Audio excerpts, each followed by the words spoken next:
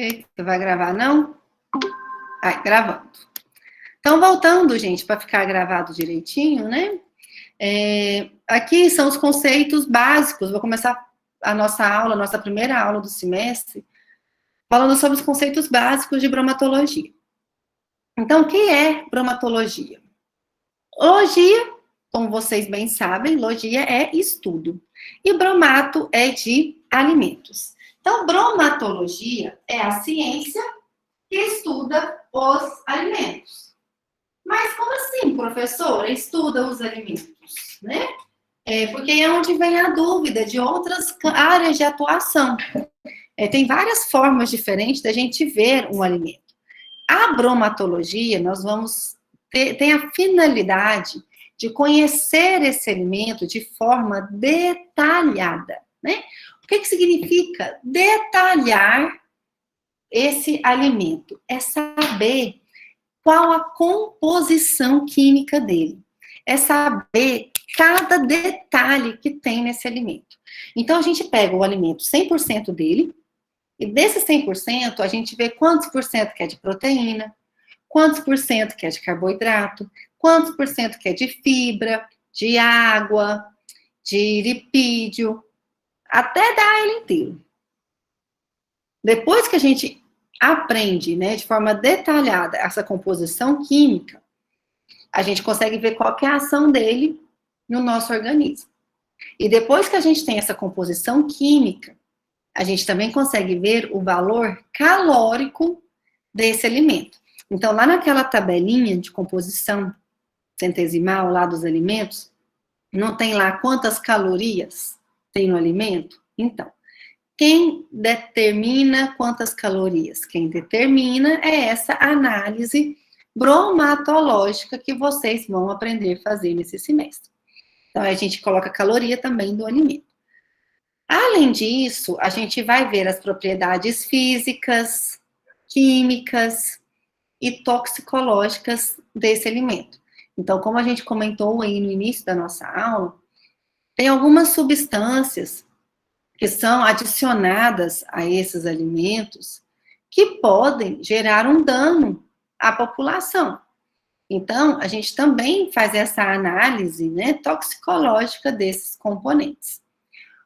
Outra finalidade da bromatologia é detectar a presença de adulterante, de contaminante, se tem algum aditivo que é prejudicial à saúde.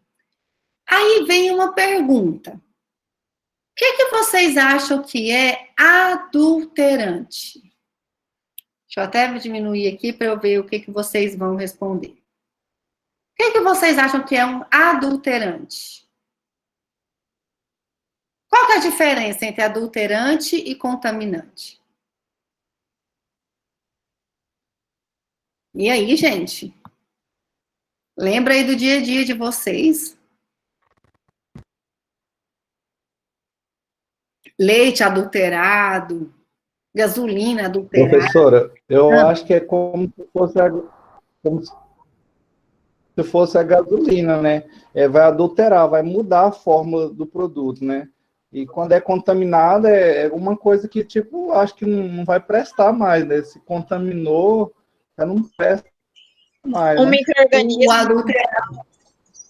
O adulterado também não é legal, não. A diferença é a seguinte, gente. Adulterante é quando você adiciona algo naquele produto. Então, por exemplo, você coloca água no leite. Você está adulterando ele. Você coloca açúcar no mel. Você está adulterando ele. Então, você está ali alterando um pouco ele. Agora, quando o contaminante é quando contamina. Vem de contaminação. Então, quando contamina, pode ser contaminado, por exemplo, por algum agente infeccioso. Uma bactéria, por exemplo, pode contaminar aquele alimento. Então, aí são coisas diferentes, tá? Então, a finalidade da bromatologia é detectar se esse alimento está contaminado. Às vezes, ele pode estar contaminado não somente com agentes infecciosos, mas ele também pode estar contaminado com algum metal pesado, né? A gente também vai ver se tem algum aditivo que é prejudicial à saúde, igual a gente comentou aí no início da nossa aula, que tem algumas substâncias que são adicionadas ao alimento que estão associadas à infertilidade, à hiperatividade, a autismo. Então, assim, tem alguns pontos aí de algumas substâncias que são prejudiciais à saúde. Então, a gente consegue detectar esses aditivos nos alimentos. Então, a finalidade da bromatologia, né, esse estudo do alimento, da bromatologia, é para a gente verificar se o alimento está dentro das especificações legais. Então, a gente segue leis, a gente segue regras, a gente segue normas. Toda a indústria alimentícia precisa ter um controle de qualidade, e o alimento, a gente tem que garantir que o alimento vai para a mesa da população brasileira com segurança e com um valor nutritivo, viu? Então, essa é a finalidade da bromatologia, é conhecer o alimento de forma detalhada. Esse é um dos principais papéis do farmacêutico, certo? Então, com isso, né, a gente vai estudar a composição química dos alimentos, por isso que as técnicas que a gente utiliza, muitas técnicas são técnicas que vocês já viram na química. As vidrarias que a gente utiliza são vidrarias que vocês já utilizaram nas aulas práticas de química. Balão volumétrico, balão de destilação. Então, assim, muita coisa, coisas que vocês já viram em outros momentos.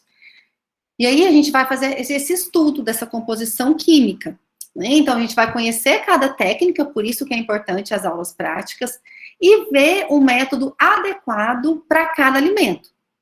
Então, vocês vão ver que cada alimento tem um método específico. E aí, a gente vai conhecer a composição centesimal dos alimentos. Gente, grava esse nome. Composição centesimal dos alimentos. A primeira parte da nossa aula é a gente elaborar a tabela de composição centesimal do alimento. Como o próprio nome já diz, centesimal. Centesimal vem de 100, de 100%. Então, a gente vai pegar um alimento e vai ver o percentual de umidade, o percentual de minerais, percentual de proteínas, de lipídios, de fibras, de carboidrato. E aí, depois disso, a gente consegue fazer o cálculo, né, do volume calórico do alimento. Então, onde que o farmacêutico bromatologista pode trabalhar?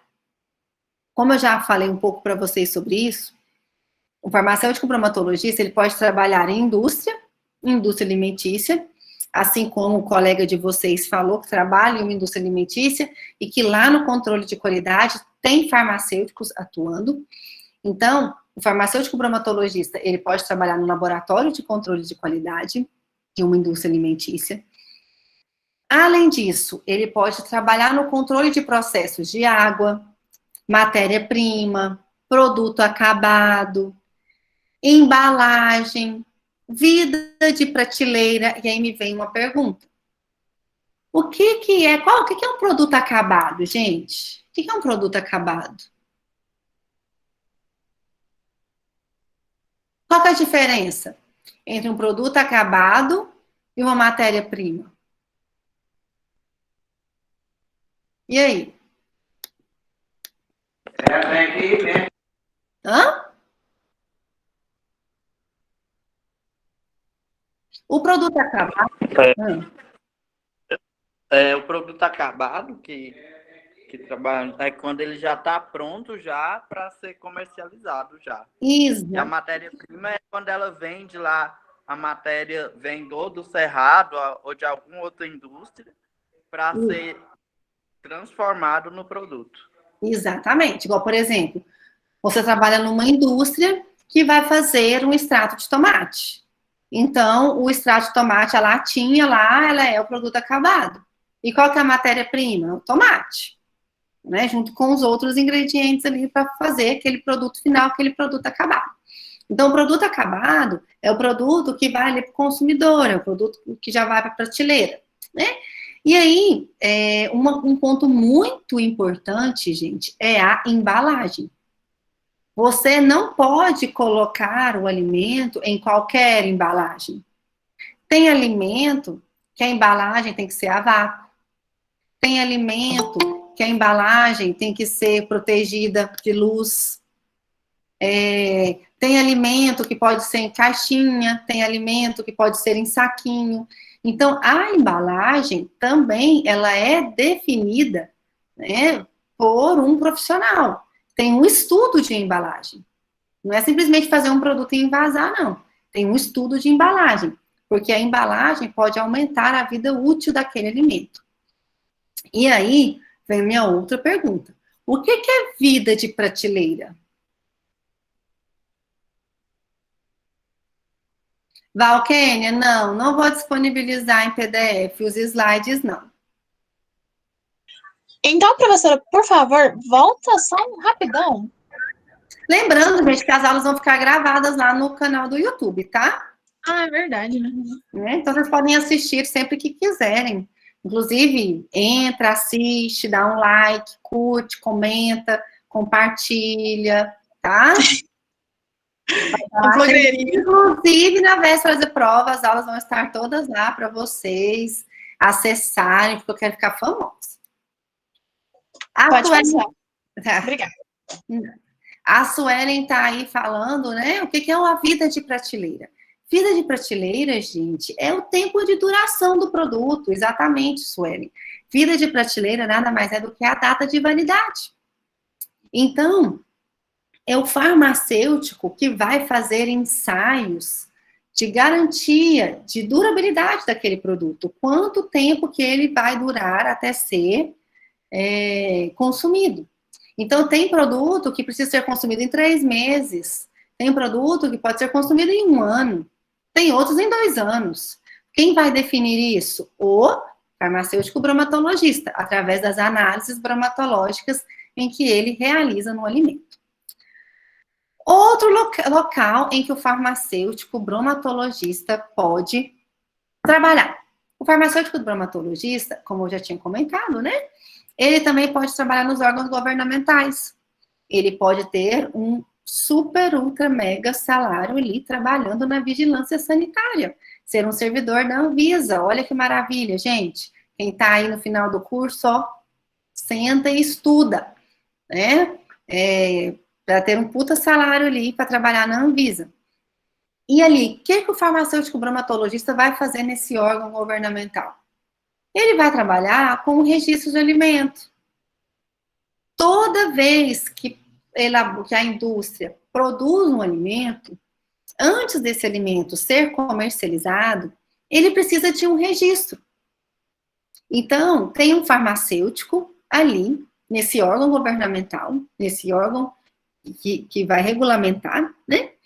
Esse farmacêutico, ele vai avaliar toda a documentação encaminhada, vai ver todos os ensaios que foram feitos, todas as análises bromatológicas que foram feitas, todos os ensaios de segurança do produto, do alimento, de toxicidade, né? Ele avalia tudo e aí faz o registro desse alimento. Depois que o alimento é registrado, ele pode ser comercializado, certo? Aí ele começa a ser distribuído. O farmacêutico bromatologista, ele vai fiscalizar a venda, ele vai fiscalizar a distribuição desse produto, ele vai fazer inspeções nessa indústria para ver se ela realmente está cumprindo aquilo que ela prometeu quando aquele alimento foi registrado. Então, é um profissional que faz esse controle para garantir a segurança do alimento na mesa do consumidor. Eu falo muito de vigilância sanitária, gente, mas também nós temos o Ministério da Agricultura e Pecuária. Então, temos farmacêuticos que também trabalham no mapa. Esses farmacêuticos, que eles fazem análises em produtos de origem animal. Então, eles fazem essa inspeção em carnes, em produtos de origem animal, né? Então, aí nem sempre vai ser a Anvisa, às vezes é o MAPA, Ministério da Agricultura e Pecuária, tá? Então, o farmacêutico bromatologista também pode trabalhar, né, nesse outro órgão governamental. Além disso, a gente também pode trabalhar em instituições de pesquisa desenvolvendo novos métodos de análise. Nas aulas práticas, vocês vão observar que vão ter análises muito boas, vão ter análises com limitações. Então, lá nas aulas práticas, a gente sempre fala, né, das vantagens e desvantagens de cada método. E dependendo do alimento, o método tem que ser diferente. Então, por exemplo, vocês vão ver lá na aula de lipídio. Na aula de lipídio, vocês vão dosar, por exemplo, lipídio em produtos derivados do leite. E você vai fazer análise de um leite condensado, você vai fazer análise de um creme de leite, você vai fazer análise de um requeijão. Para todos eles, você pode usar o mesmo método? Não. Cada alimento tem uma particularidade, tá? Então, o farmacêutico, bromatologista, ele também entra no desenvolvimento dessas técnicas. Certo, gente? Tranquilo? Beleza? Pode continuar? Vamos lá, então, para alguns conceitos que às vezes parece que é a mesma coisa, mas não é. Qual que é a diferença entre alimento e alimentar? Alimento é a substância, é o produto, tá? É o alimento, né? É o produto que vai fornecer para o organismo energia necessária para as atividades vitais. Então, o alimento, gente, ele tem que nutrir. O alimento, ele vai fornecer aquilo que a gente precisa para a gente correr, para a gente trabalhar, para a gente pensar, para formar tecido, para fazer contração muscular. Então, o alimento, ele é uma substância, é um produto que fornece ao organismo a energia para as nossas funções vitais. E alimentar? Alimentar é o fato de ingerir um alimento e aproveitar tudo que aquele alimento tem para nos fornecer. Então, alimentar é ingerir o alimento e ter a absorção dos nutrientes, para a gente ter a energia para as nossas funções vitais. E o que é a caloria? Caloria, gente, é valor energético dos alimentos. Então, todo alimento, ele tem um valor energético. Ele fornece essa energia que a gente precisa para as nossas funções vitais. E o metabolismo? O metabolismo são os processos químicos que acontecem dentro da gente. Então, são as reações químicas que acontecem nos tecidos vivos que mantêm a gente vivo. Então, o metabolismo é quando a gente pega um alimento, ingere ele, ocorrem reações químicas para a gente degradar esse alimento, absorver pequenas unidades dele para nos manter vivo, para nos manter com energia, com as nossas funções vitais. Certo, gente? Tranquilo? Eu adoro colocar esses conceitos na N1, viu? Vamos lá, outra classificação, né? A gente comentou um pouquinho, mas vamos lá. O alimento. Temos alimento genuíno, alimento adulterado, alimento alterado, alimento falsificado e alimento contaminado. O que é um alimento genuíno? O alimento genuíno é o alimento pronto para consumo. É o alimento que a gente encontra, que tem na prateleira, é aquele alimento que segue as especificações legais, é aquele alimento que tem registro na Anvisa, aquele alimento que foi inspecionado, é aquele alimento que você pode ingerir tranquilamente, que não vai provocar nenhum dano à sua saúde. Então, o alimento genuíno, ele está apto para o nosso consumo. Está pronto para ser consumido. O alimento genuíno é esse que a gente pode consumir. O alimento adulterado é aquele em que acrescentou alguma coisa nele. Aquele alimento, ele não está puro mais. Pensa uma coisa. Vamos pegar assim, não é alimento não, mas a gente escuta muito no noticiário. O que acontece com o seu carro se você abastecer ele com um combustível que foi adulterado? O que vai acontecer com o seu carro, gente? Se abastecer com combustível adulterado? O carro vai ficar de boa, vai andar tranquilamente pelas ruas? E aí? Vocês estão com vergonha? Muito bem, Adriele. Gente, se você abastece seu carro com combustível adulterado, o carro vai pifar, vai provocar um dano a esse veículo. E um alimento adulterado, gente? Um alimento adulterado do mesmo jeito. Colocaram substâncias ali que tirou a pureza do alimento. Aquele alimento, ele está impróprio. Aquele alimento, ele pode sim ser nocivo à saúde.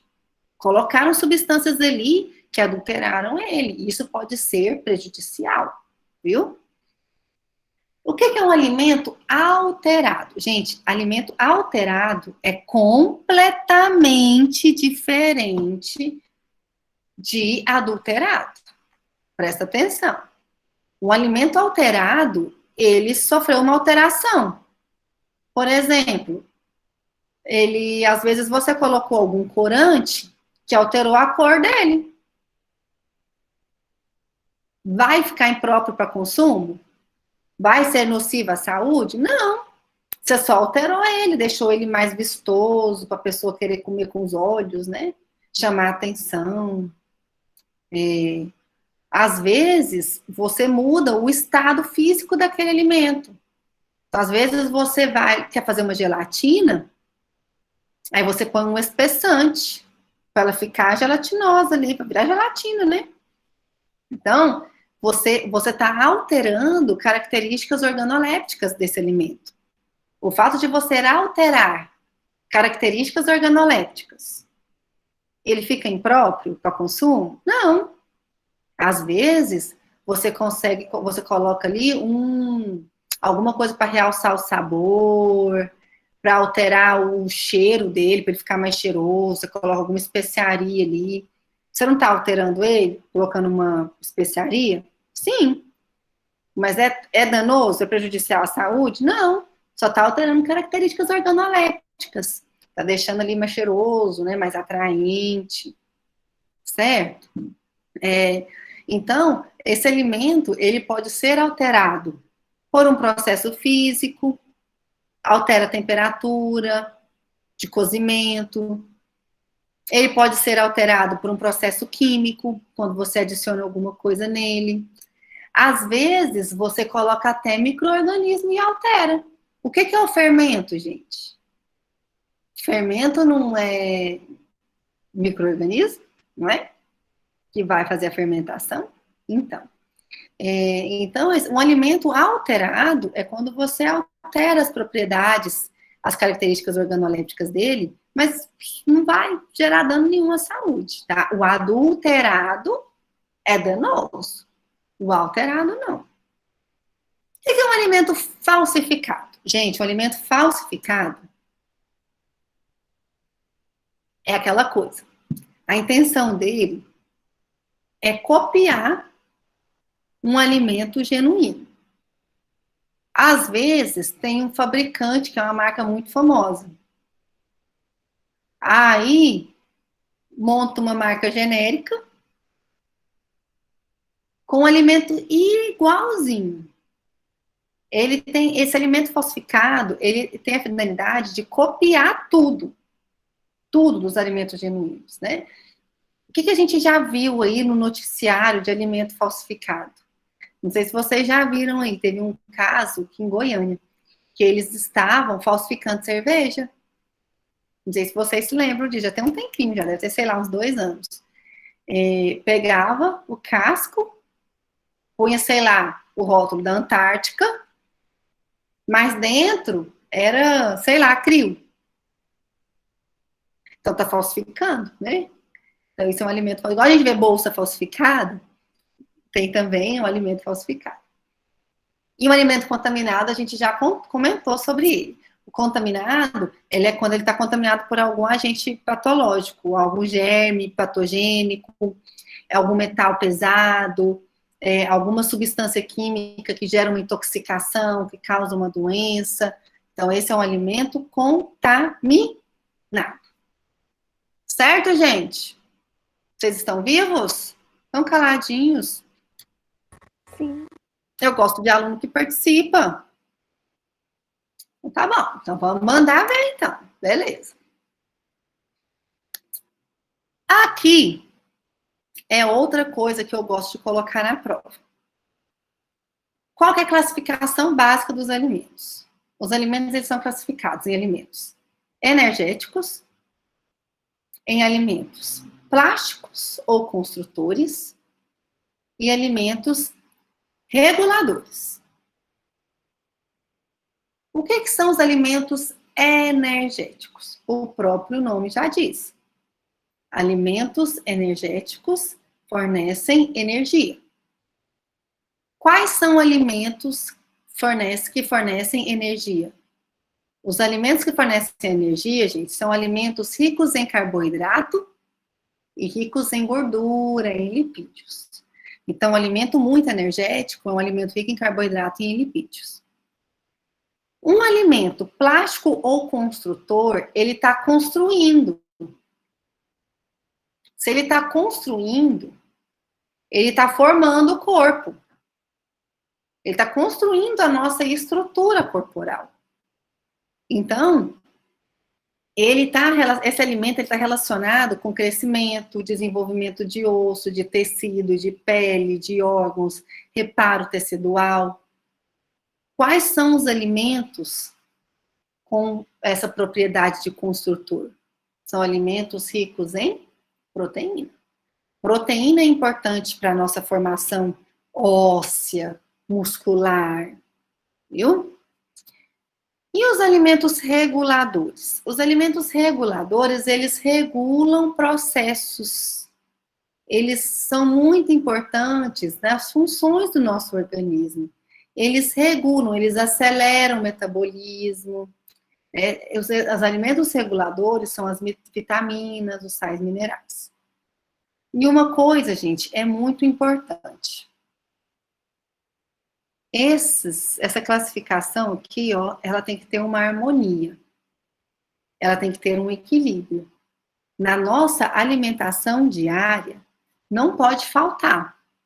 Na nossa alimentação diária, nós temos que ter alimentos energéticos, temos que ter alimentos construtores, nós temos que ter alimentos que são fontes de alimentos reguladores, viu? Então, a gente tem que ter um equilíbrio. Nada pode faltar. Por isso que não é o ideal a gente viver de dietas restritivas. A gente tem que ter um equilíbrio, comer um pouquinho de tudo. Por quê? Porque a gente precisa de carboidrato e de lipídio para fornecer energia. Ai, professora, mas o lipídio engorda. O excesso de lipídio que engorda. Mas a gente precisa de gordura. Nós temos muita gordura que é boa.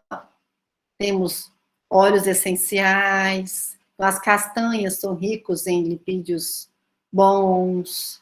Azeite, né? Então, gente, a gente precisa ter todos os alimentos. Só que a gente precisa escolher o que comer. Tem gordura que é boa, tem carboidrato que é importante. O excesso é que é ruim. Né? Então, a gente tem que ter o equilíbrio, não pode faltar nada. E aí, né, as características gerais dos alimentos são essas aqui.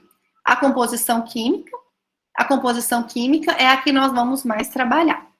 Todas as nossas aulas vão basear nesses elementos. Detecção de carboidrato, lipídio, proteína, vitamina, mineral e ar. Isso aqui, ó, até o final do semestre a gente vai estar vendo isso aqui, para fazer nossa tabelinha de composição centesimal. Mas a gente sempre vai estar analisando também o estado físico dos alimentos. Então, a gente sempre classifica eles quanto à consistência. Ah, não, ele é sólido, ele é líquido, ele é pastoso. Dependendo da consistência, a amostragem é diferente, a análise é diferente. Igual tem análise que a gente faz para produtos sólidos. Tem a análise que a gente faz se o produto for líquido. Então, a gente sempre tem que avaliar isso também. A gente sempre avalia também a temperatura e as características organolépticas. Cor, aroma, sabor. Então, tudo isso aí é baseado na bromatologia, né? E para outro ponto outro conceito muito importante é o que a gente chama de macronutriente e micronutriente. O próprio nome já diz. Macro, muito. Micro, pouco. Macronutrientes são aqueles nutrientes que estão presentes em maior quantidade nos alimentos. Eles estão presentes em maior quantidade. A gente precisa de maior quantidade. Então, os macronutrientes é proteína, lipídio, carboidrato. Vai estar sempre em grandes quantidades. Diferente dos micronutrientes. Micronutrientes são substâncias presentes em pequenas quantidades nos alimentos. São presentes em microgramas, miligramas. Então, os micronutrientes são as vitaminas e os sais minerais. Mas, apesar deles estarem presentes em menor quantidade, a gente precisa de pouca quantidade. Então, essa pouca quantidade desses micronutrientes já é suficiente para o bom funcionamento do nosso organismo. Certo, gente? Entendeu o que é o macronutriente e o micronutriente? Tranquilo até os conceitos aqui? Lembrando que a nossa primeira prova, eu cobro muito esses conceitos.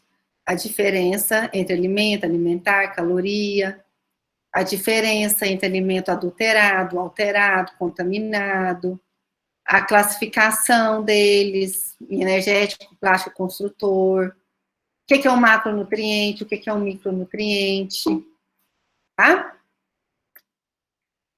E aí, então, outra coisa que a gente fala muito nas nossas aulas é sobre os métodos de análise em alimentos, que são os métodos que a gente tem, as ferramentas que a gente tem para detectar o componente daquele alimento. Nós temos métodos convencionais e temos métodos instrumentais. Qual que é a diferença? Os métodos convencionais é aqueles em que a gente utiliza vidraria, aí pega a vidraria, pesa a vidraria, coloca o produto, coloca um solvente, coloca um reagente. Então, isso é um método convencional. Aí nós temos os métodos instrumentais. Os métodos instrumentais já é quando a gente utiliza equipamento eletrônico. Então, tem essas duas opções. Métodos convencionais e métodos instrumentais. Muitos de vocês me perguntam, professora, qual que é o melhor? Qual que nós vamos utilizar? Muitos de vocês pensam assim, mas na indústria é claro que a gente vai utilizar só método instrumental. É claro que lá é só equipamento eletrônico. Não. Não é assim, viu, gente? Cada alimento tem um método específico. Tem alimento que o melhor método que tem, ele é um método convencional. Já tem alimento que o melhor método que tem é um método instrumental. Então, não existe o melhor e o pior. Existe a situação de cada alimento. Tem momentos em que você vai utilizar um, tem momentos em que você vai utilizar outros. Então, por isso que antes de começar a análise, você precisa conhecer o seu produto. E aí, é uma coisa muito comum de que acontece, mas que não pode acontecer. Vamos supor assim, você é farmacêutico de uma indústria, um laticínio. Então, você é acostumado a trabalhar com produtos lácteos. Anos de experiência, 10 anos ali naquela mesma função, produto lácteo. Maravilha. De repente, você teve uma oportunidade de trabalhar vamos pensar aqui, em um frigorífico. Ou você teve a oportunidade de trabalhar em uma loja de fabricação, sei lá, de farináceo, pão, bolacha, biscoito, sei lá. É um produto completamente diferente. São produtos distintos. Análises distintas. Completamente diferentes uma coisa da outra. Viu? Então, geralmente, quando a gente observa que o profissional acaba cometendo falhas, isso às vezes acontece quando ele muda de produto. Ele é acostumado a fazer a determinação centesimal de um tipo de alimento, e aí depois ele precisa fazer a composição centesimal de um outro alimento. E aí ele quer aplicar a mesma técnica, o mesmo método. E aí é onde acontece a falha. Cada alimento tem uma realidade diferente. Então, a primeira coisa que vocês precisam fazer é conhecer o alimento. Conhecer o alimento, você vai aprender como que tira uma amostra dele, porque a amostra tem que representar um todo. Depois disso, é que você vai fazer a análise propriamente dita, do método propriamente dito. Entendeu, pessoal? Um pouco do que a gente vai conversar nesse semestre? Sim ou não?